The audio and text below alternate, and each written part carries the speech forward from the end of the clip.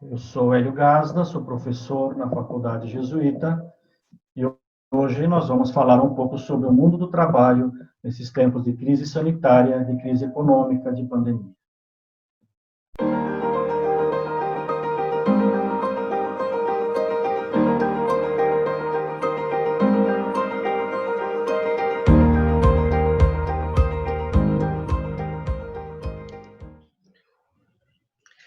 Professor Hélio Gazda, essa pandemia global, ela impacta diretamente os setores mais pobres, mais vulneráveis da sociedade, em qualquer região do planeta. Mais especificamente aqui no Brasil, eu queria que você falasse um pouquinho sobre como que essa pandemia está impactando e acentuando essas desigualdades sociais, particularmente no mundo do trabalho. E a América Latina, ela se converteu num centro global da pandemia. E um dos culpados disso é justamente o nosso país, né? É o Brasil. Só que no nosso continente, a América Latina e o Caribe também, já são mais de 3 milhões de pessoas infectadas e mais de 150 mil mortos. Metade desses 150 mil mortos, como nós estamos vendo, acontece no Brasil, né? E isso tem um impacto muito grande na sociedade, na economia, principalmente no mundo dos pobres, porque nós estamos descobrindo que boa parte desses infectados, dessas vítimas, são do mundo do trabalho, são pobres. Isso afeta com muita força a economia deles e a economia do país, né? A ONU, por exemplo, eu levantei esse dado aqui, ela está prevendo uma queda no produto interno bruto do continente, aqui da América Latina, em mais de 9%, né? São quase 10% de queda. É a maior queda do PIB continental em 100 anos, né?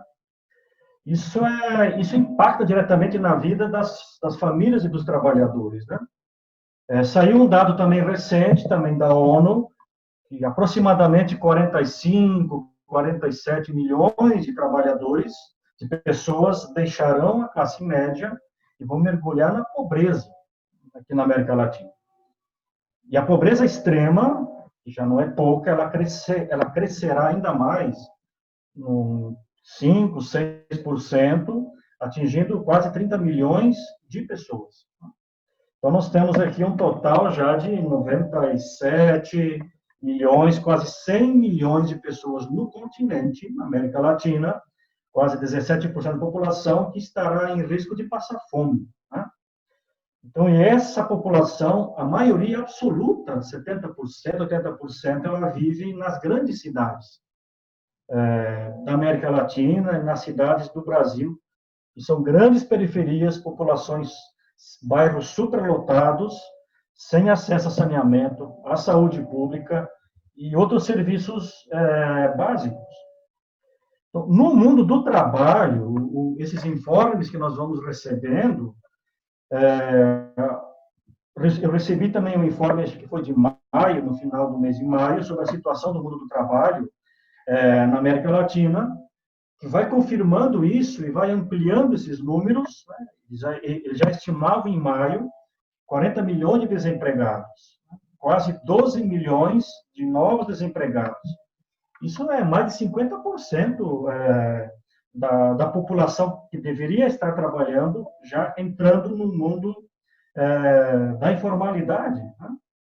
Então, e o impacto da crise, e aqui é um outro ponto que eu quero chamar a atenção, ela está afetando muito os setores das pequenas empresas e das empresas médias, as microempresas e as empresas médias.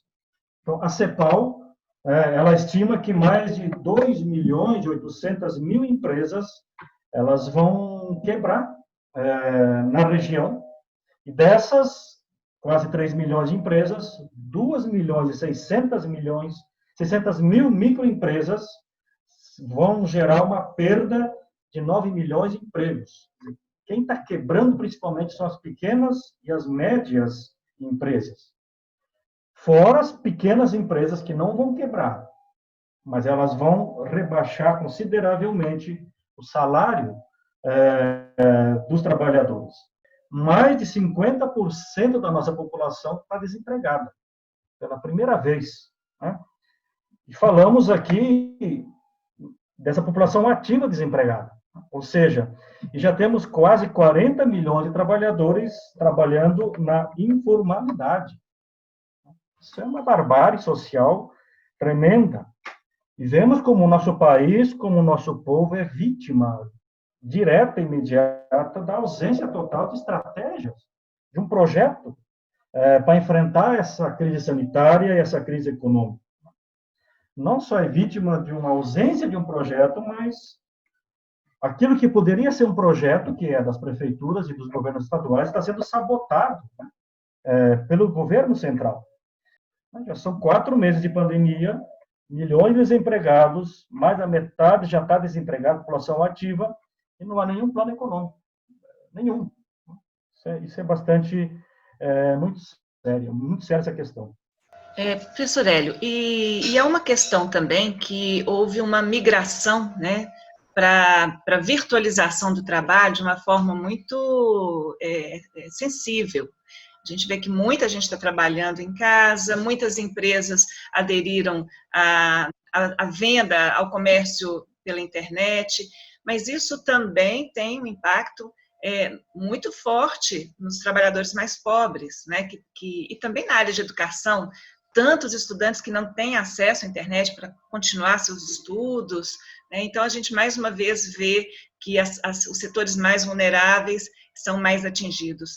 Tem essa questão das novas tecnologias que já estavam aí, e a pandemia ela simplesmente intensificou o uso, né, das novas tecnologias.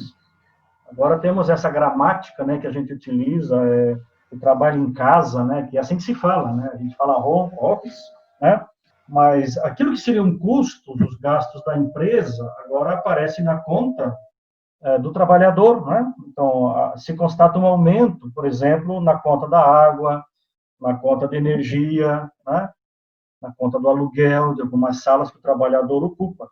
Outra questão, eu acho que é mais forte do que essa já é um problema sério, o bolso do trabalhador.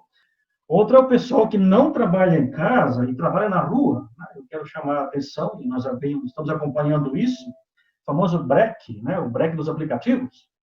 Nós chamamos isso de uberização do trabalho, né? Então, essa relação das plataformas digitais que a gente conhece, o Uber, iFood, 99, que são as principais, a Rappi também, ela tem uma relação bastante dura, despótica e cruel com esses trabalhadores que tinham seu emprego, foram demitidos e agora têm uma moto e tentam sobreviver, né? E quando a gente escuta eles falarem, né, esse pessoal dos aplicativos, é simples, né? Eles falam, a gente está pedindo o básico para viver.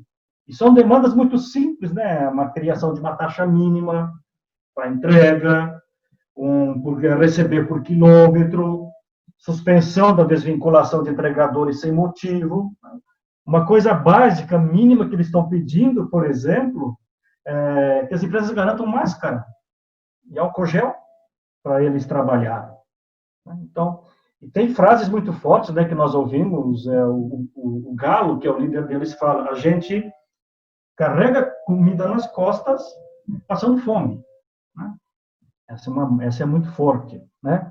Então, essa recessão está agravando aquilo que seria uma saída, se tornou-se uma forma de super exploração, tanto para quem trabalha em casa, como para quem está na rua. Essa é uma antecipação daquilo que pode vir para o futuro. Né? O horizonte é muito, muito sombrio. É quase um novo normal, como as pessoas estão falando, que vai se desenhando e que vai se que a riqueza que vai sendo acumulada ali vai se concentrando ainda mais na mão de quem está rico. Então, o resultado que nós temos é esse, é um capitalismo ainda mais concentrador, ainda mais explorador do trabalho, uma concentração ainda mais de riqueza na mão de uns poucos, com uma exploração ainda maior, não só do trabalhador, mas da natureza, né? A Amazônia, agora esses projetos do governo de privatização da água, o garimpo em terras indígenas, a situação parece que vai se tornar um novo normal, se não ocorrer, ou se não tiver uma reação da sociedade civil.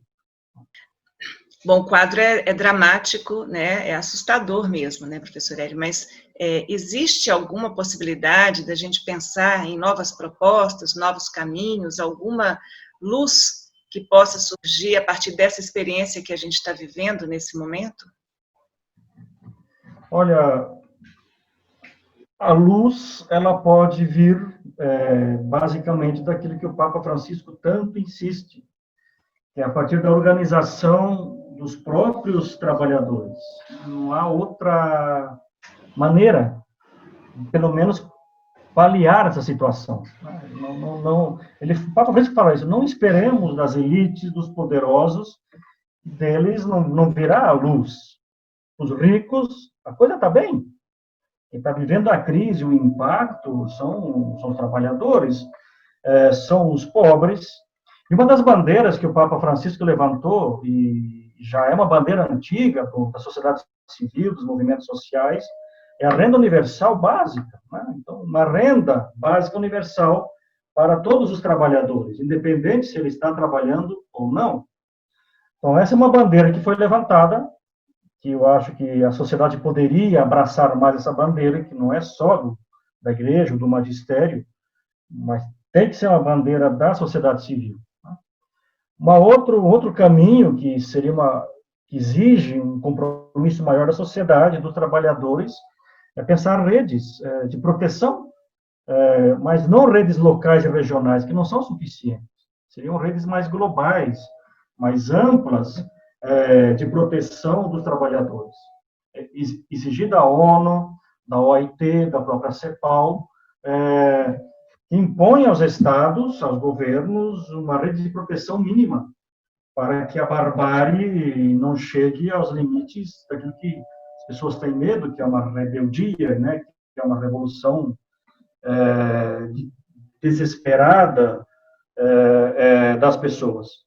E, por último, né, acho que também seria uma possibilidade para aqueles que têm condições de tentar aprender mais dessas experiências que temos, desses tempos duros, de conhecer um pouco mais esse entramado das novas tecnologias, nos reeducarmos para aprender e utilizá-las ao nosso favor, né, a favor da vida.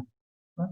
Então, as coisas dependem muito mais da nossa condição, da nossa situação, das nossas comunidades. Acho que as igrejas têm um papel importante de articular essas entidades, associações e movimentos de reação em defesa da vida, em defesa dos direitos, de proteção dos trabalhadores. Não há muito outro caminho a se tomar. Essa é um pouco a economia de Francisco. Né? Estamos pensando aqui, lá para o final do ano, tentar avançar um pouco mais de maneira presencial lá em Roma. Espero que a esperança não desapareça, não diminua, né? Nesses tempos. Com essa palavra de esperança, a gente, então, termina essa nossa conversa. Eu quero te agradecer muito pela sua presença, sua participação, professor Hélio Gasler. Nada.